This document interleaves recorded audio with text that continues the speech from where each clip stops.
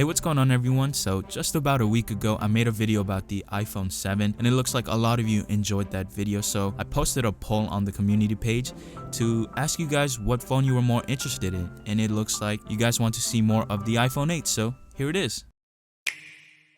This phone came out back in 2017, so I've had this phone for about 2 years and it's held up really well. The design hasn't greatly changed compared to its older predecessor, but we do have a glass back now, which also means we have wireless charging. Also on the front side, there is no physical home button. Now it's more like a haptic home button that mimics the real home button.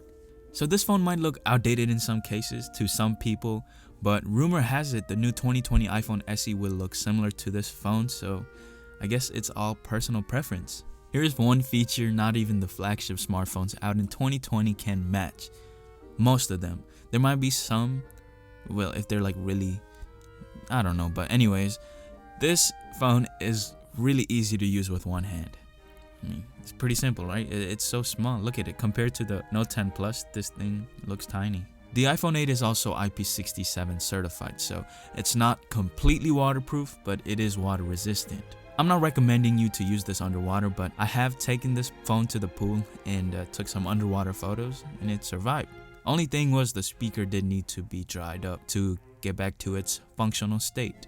If you want this phone, then you most likely don't care about having a large display, because this has a 4.7-inch Retina display with True Tone. So what True Tone does is it automatically adapts the phone's display based on ambient lighting conditions, which is going to make the screen look more natural. The phone's 3 years old, but it can still compete with phones out right now. Like for the screen, I'm comparing this with my Note 10 Plus, and honestly I can't really tell the difference between these two. Besides the fact that the Note 10 Plus has more pixels per inch than the iPhone 8, but for an average consumer you probably won't be able to tell the difference between these two phones unless you're comparing them side by side with a magnifying glass. So the screen of the iPhone 8 looks great even in 2020. As for the performance, the iPhone 8 is still a boss. It pretty much has the same specs as the iPhone X. It's rocking Apple's A11 Bionic chip, a hexa-core CPU, and Apple's very own GPU. The only performance difference between these two phones are probably the fact that the iPhone X has 3 gigs of RAM while the iPhone 8 has 2 gigs of RAM. Don't get it twisted, the iPhone 8 still runs like a champ. I can play any games I want like Fortnite, Asphalt 9,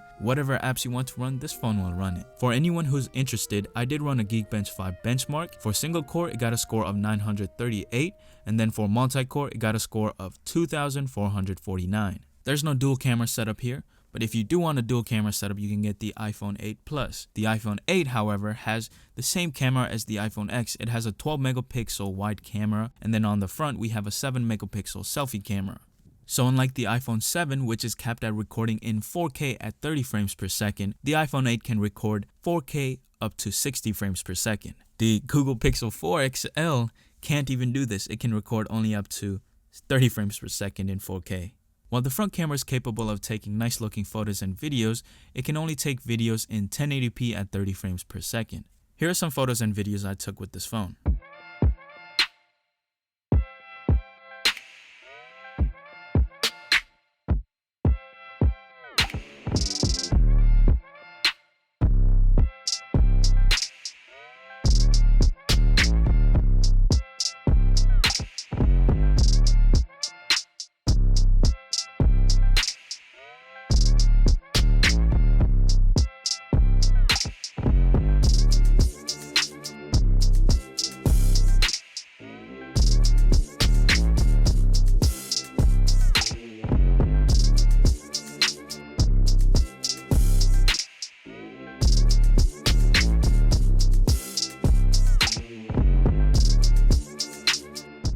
As for the battery side of things, the iPhone 8 does have a slightly smaller battery than the iPhone 7, but it's not by a lot. The iPhone 8 has a 1821 milliamp battery. Overall, the iPhone 8 is more efficient than the iPhone 7 thanks to the A11 chip, and with that, I can get the iPhone 8 to last throughout the day without any issues. As long as I'm not gaming or watching videos for hours, then this phone will last me throughout the day. So if I'm checking my mail, watching YouTube videos here and there, and playing a couple of games, I'll be fine. But if I'm watching, videos and playing games for hours, this thing's gonna die pretty fast. Here's the crazy part. I've had this iPhone 8 for a couple of years.